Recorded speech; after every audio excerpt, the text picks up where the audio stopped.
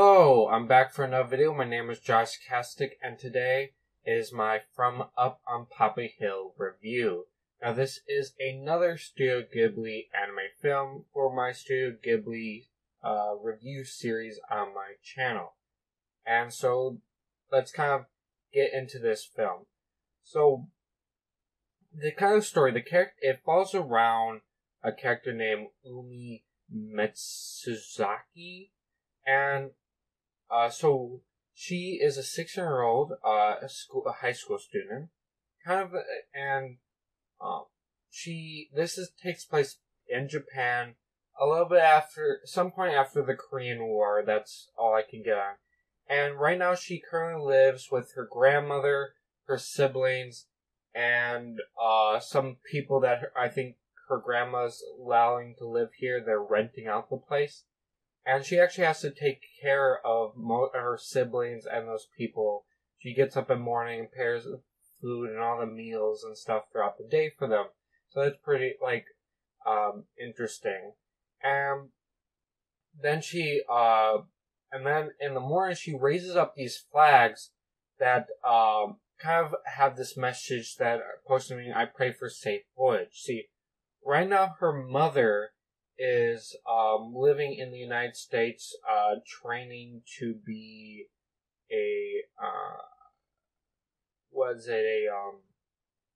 I think some type of doctor. I can't remember exactly what per se, but she's trained to be a doctor. But unfortunately for her father, she's putting up these flags for her father, even though she knows her father is unfortunately dead. He passed away during the Korean War. But she still puts his flags up as a way to honor him. And that's kind of what happens. Well, some of the people, you have this character, named Shun, and then he's part of the newspapers, some of his friends, a guy named Shiro, and he sees these flags.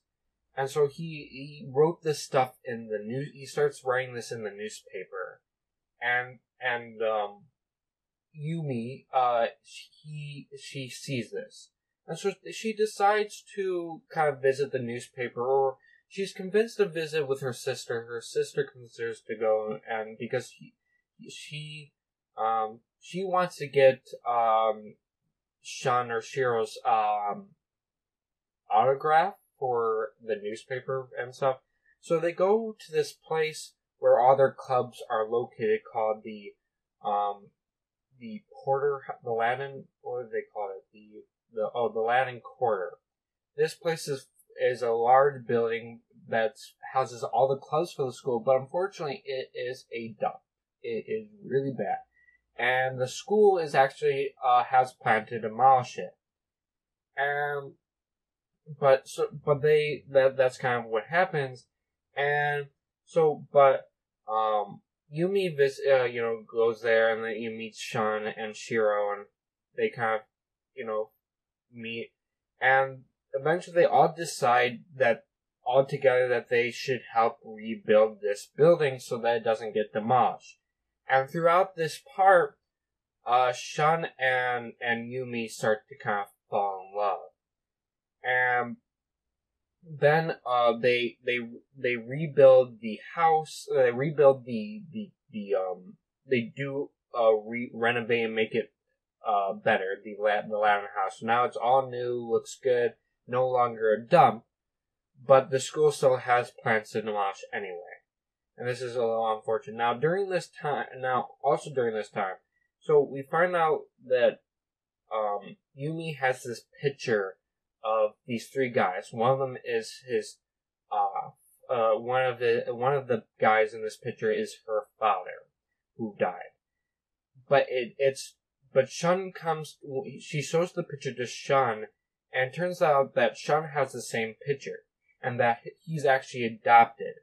And he confronts his parents about that. They confirm that he was adopted, and that, what's it called?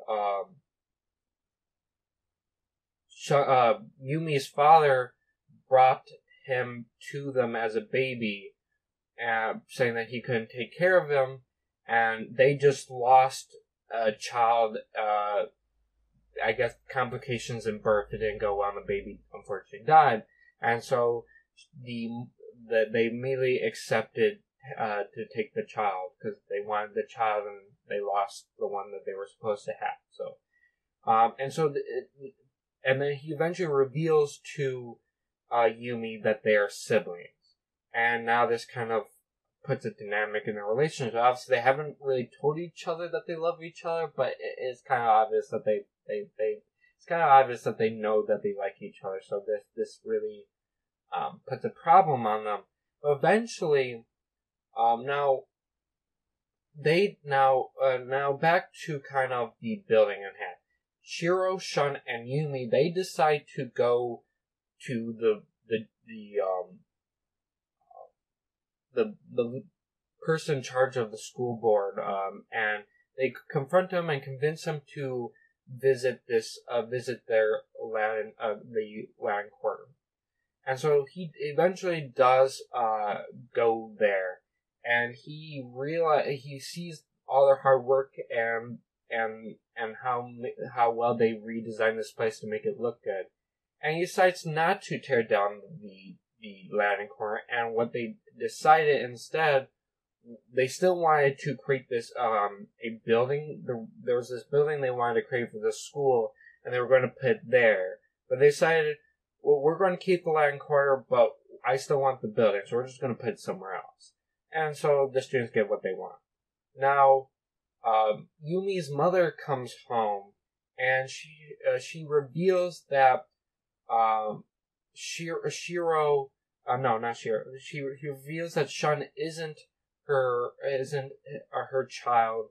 It isn't. They're not siblings. He was the son of one of the other guys in that picture, and he died in an accident while also on the boat, and then Shun's mother died during childbirth. And so instead of letting the child become an orphan during post-war, Yumi's father decides to adopt him, but he couldn't they couldn't take care of him because at the time Yumi's mother was pregnant with her. And so he gave the child to Shun's parents, or the adopted ones. They're named the Kazamas. And so now, essentially, with the help of Mr. Kazama, they were able to meet the third guy in the picture that reveals to them that they are in fact not siblings, because he knows the other two, knows their fathers, and how they look exactly like their separate, obviously not the same fathers, but separate fathers. And so this allows them to finally have their, relationship. Although I think once the mother revealed, I think they started to accept each other anyway. They told each other that they loved each other finally, and decided to be together. And that was before they went to go visit that guy, that captain. He's a captain now of his own ship, where they were once just friends. So he wasn't a captain. They were all friends, obviously. So that's pretty much it. I really enjoyed this film. I love the love interest between you. I like the relationship between Yumi and Shun. I think this movie did that really well. And people who fell in love, and obviously, and they realize that because they're they think they're siblings, and they try to break apart, but because they obviously know it's wrong if they're actually siblings. But I think they did that really nicely. I liked the realism of this film. This is, out of all the films of Studio Ghibli films, this is definitely one of the most realistic films. It's set in the real world. There's no magic. There's no nothing. Even Porco Rosso feels kind of realistic, but the fact that he looks like a pig makes it a little bit more unrealistic.